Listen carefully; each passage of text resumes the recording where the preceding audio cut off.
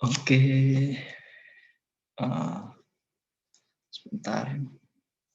Oke, baik.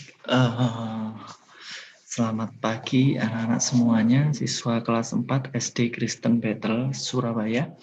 Bertemu lagi dengan saya di luring YouTube, di channel saya ya. Tolong jangan lupa di-subscribe ya kalau memang bermanfaat. Tujuannya agar setiap kali saya memposting sesuatu itu muncul di beranda kalian. Seperti itu. Oke, sudah disiapkan buku tulisnya? Baik, tolong disiapkan buku modul serta buku tulisnya. Nanti setelah selesai mengerjakan, bisa langsung dikirimkan. Tolong sambil saya membahas tentang pelajaran kalian, modulnya juga disiapkan dan dibuka dan diikuti dengan baik supaya pembelajarannya terarah. Saya akan membagikan screen. Sekali lagi saya akan membagikan screen ya, supaya kalian bisa tahu di halaman berapakah pembelajaran hari ini. Bentar, bisa ditunggu ya.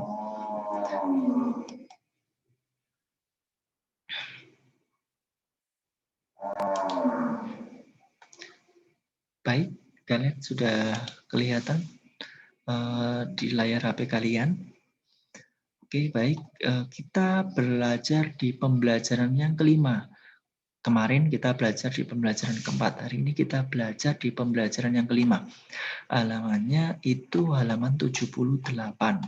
Oke, halaman 78 tentang kebakaran hutan. Konten hari ini tentang kebakaran hutan. Setelah belajar yang pertama, siswa diharapkan mampu mengetahui pemanfaatan serta pelestarian sumber daya alam.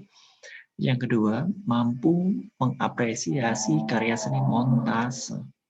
Oke, kita lanjutkan di sumber daya alam ya dan pemanfaatan serta pelestariannya. Di sini saya mengambil sebuah topik. Topiknya tentang kebakaran hutan. Lah, kebakaran hutan itu menjadi masalah yang seringkali muncul ketika musim kemarau tiba. Nah, ketika musim kemarau tiba itu seringkali muncul permasalahan-permasalahan dan permasalahan, yaitu di antaranya ada kebakaran hutan. Nah, oke, simak baik-baik tentang teks berikut. Masalah di paragraf pertama ya, saya ulangi lagi, masalah kerusakan hutan merupakan masalah yang sangat traumatis bagi Indonesia. Traumatis itu berdampak sekali ya, membuat trauma selalu terjadi maksudnya. Pemerintah Republik Indonesia atau RI dinilai kurang serius dalam mengatasi kerusakan hutan. Perdebatan tingkat tinggi dilakukan untuk mencari pembenaran diri tanpa melihat fakta bahwa pembahasannya adalah tentang kerusakan hutan. Baik, di situ kalian bisa membaca. Greenpeace menilai Indonesia masuk dalam kategori negara dengan laju kerusakan hutan tertinggi di dunia. Sebaliknya, pemerintah RI membantah tudingan tersebut dengan mengungkapkan fakta yang berbeda dengan yang dikemukakan oleh Greenpeace. Terlepas dari persoalan seberapa tinggi laju kerusakan hutan, seharusnya yang dilakukan oleh pemerintah RI adalah semaksimal mungkin menurunkan laju kerusakan hutan. Upaya ini perlu diawali dari kesadaran bahwa kerusakan hutan ini memang ada. Setelah kesadaran itu tumbuh, diharapkan penanganan kerusakan hutan dapat dilakukan secara berkesinambungan. Di halaman berikutnya, halaman 79, mencermati gejala-gejala yang terjadi saat ini ditemukan bahwa penyebab kerusakan hutan, karena tema pembahasan tulisan ini berkaitan dengan pelestarian hutan, maka penulis ingin mengangkat beberapa penyebab kerusakan hutan. Oke, sekarang di paragraf kedua, sebab kebakaran hutan, pembakaran hutan keperluan berburu merupakan alasan yang paling populer. Ya, sebab kebakaran hutan itu penyebabkan karena keperluan berburu. Terus kemudian sehingga mempermudah menangkap hewan buruan. Para pemburu membakar hutan. Tujuannya adalah menjadikan api sebagai perangkap hewan buruan. Karena pada dasarnya ketika terjadi bencana, kebakaran, hewan itu akan berlarian. Misal burung ketika pohon itu terbakar, maka dia akan terbang. Nah, ketika dia terbang, pemburu itu akan tahu, oh itu burungnya ke sana, ke sana. Maka yang terjadi menyiapkan perangkap untuk menangkap burung tersebut. Kemudian kebakaran hutan ini bisa disengaja ataupun tidak untuk kepentingan yang berburuk. Pembakaran liar juga disebabkan ulah pelintas hutan yang tidak bertanggung jawab. Oke, sekali lagi di paragraf ketiga. Hutan di Indonesia adalah modal bangsa yang perlu dilestarikan. Mengingat banyaknya manfaat yang diperoleh dari pelestarian hutan, maka upaya ini merupakan suatu keharusan. Dalam kaitannya dengan ini membangun kesadaran yang sangat penting. Ya, kalian bisa membacanya di paragraf ketiga. Terus lanjut. Nah, sudah selesai.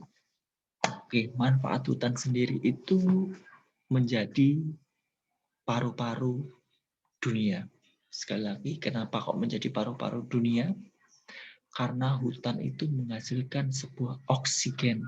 Paru-paru manusia, paru-paru hewan yang hidup di darat ya. Misalnya, hewan di darat yang bernapas dengan paru-paru, manusia juga bernapas dengan paru-paru, membutuhkan kadar oksigen yang sangat besar ya. Maksudnya bersih.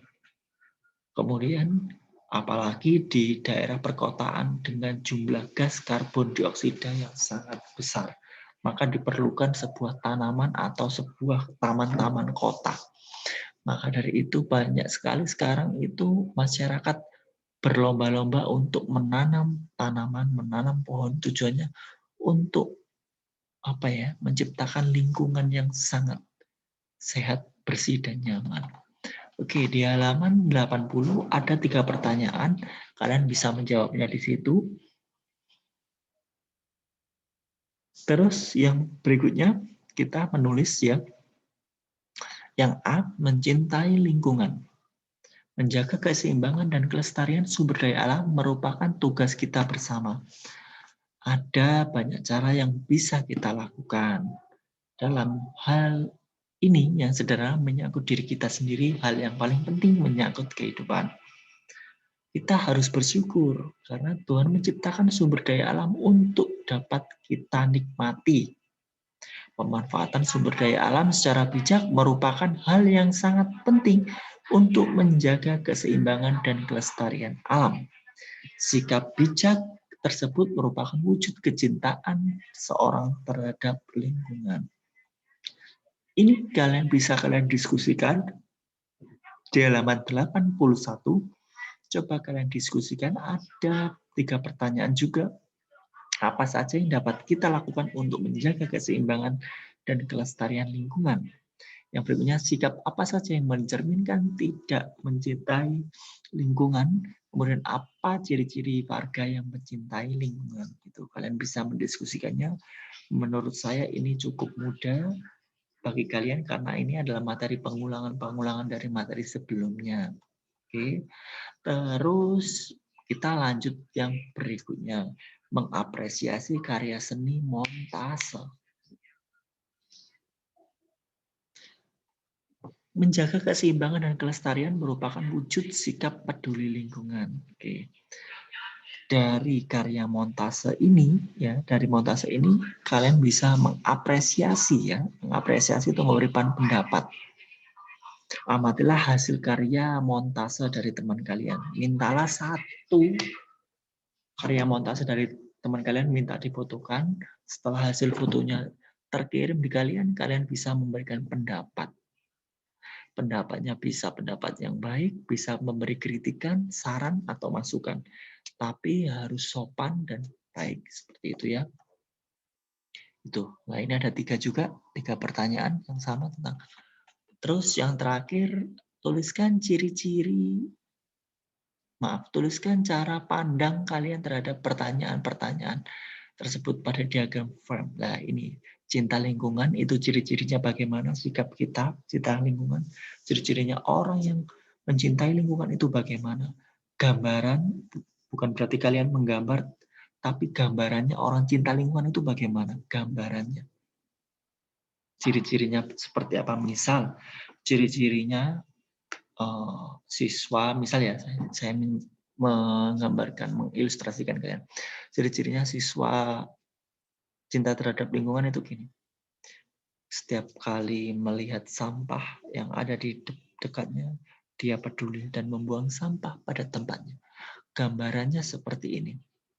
Dengan membuang sampah pada tempatnya, kita sudah belajar sedikit banyak menghormati dan mencintai lingkungan sekitar.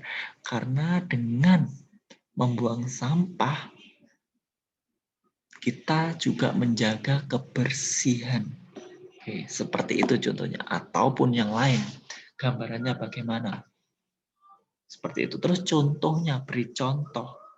Contohnya mencintai lingkungan itu bagaimana? Kemudian yang bukan contoh itu bagaimana? Nah, itu kalian bisa. Terus yang nomor 2, dalam kehidupan sehari-hari tampaknya ada indikasi peduli lingkungan pada siswa maupun keluarga masyarakat. Tulislah indikasi.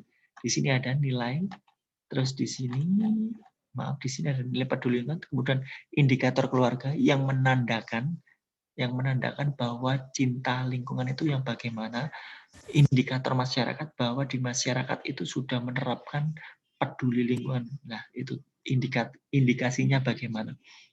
Di deskripsinya sini, sikap dan tindakan selalu berupaya mencegah kerusakan lingkungan. Berarti indikator keluarganya itu mendidik, misal saya beri contoh ya, pada lingkungan keluarga yaitu indikatornya yaitu orang tua menyampaikan kepada anak untuk selalu menjaga kebersihan. Contohnya setiap pagi anak saya suruh untuk membersihkan ruang tamu, misal gitu. Selain itu, anak saya ketika pagi saya tugaskan untuk menyiram tanaman. Misal seperti itu nih, misal ya. Terus indikator di masyarakat, indikasinya bagaimana? Di masyarakat sudah banyak masyarakat yang telah menanam pohon. Bisa. Terus banyak masyarakat yang sudah melakukan kerja bakti untuk membersihkan selokan. Nah, seperti itu ya. Dari pembelajaran ini bagaimana? Apakah ada yang mau ditanyakan? Kalau mau ditanyakan bisa menuliskan di kolom komentar. Sekali lagi, kalau kalian mau bertanya, bisa menuliskan di kolom komentar. Mau belajarnya tentang apa yang belum kalian tahu. Nah, seperti itu ya. Oke, sampai di sini pembelajaran kita pada hari ini. Baik, itu tadi adalah share screen. Saya menampilkan sebuah layar yang dalam bentuk Microsoft Word. Kalian bisa melihat, mohon maaf, misal di layar screen-nya tidak jelas, kalian bisa langsung buka modul, mendengarkan rekaman saya, sambil melihat HP, sambil dilihat modulnya, diikuti. Kalau kalian tidak bisa atau belum paham, bisa meninggalkan di kolom komentar. Seperti itu ya pembelajaran hari ini. Sekali lagi saya mohon maaf jika ada salah kata dari saya. Dan saya akhiri, oh iya satu lagi, dan kan hari ini pembelajarannya tematik sama PJOK. Nah, tolong nanti diingatkan kembali untuk PJOK-nya bisa WA ke pribadi, tugasnya apa, seperti itu ya. Oke, baik, saya akhiri, tetap jaga kesehatan dan tetap semangat. Dan saya sebelum ditutup, tolong bisa berdoa sendiri-sendiri ya. Oke, saya akhiri, selamat pagi dan sampai bertemu kembali. Terima kasih yang sudah menonton.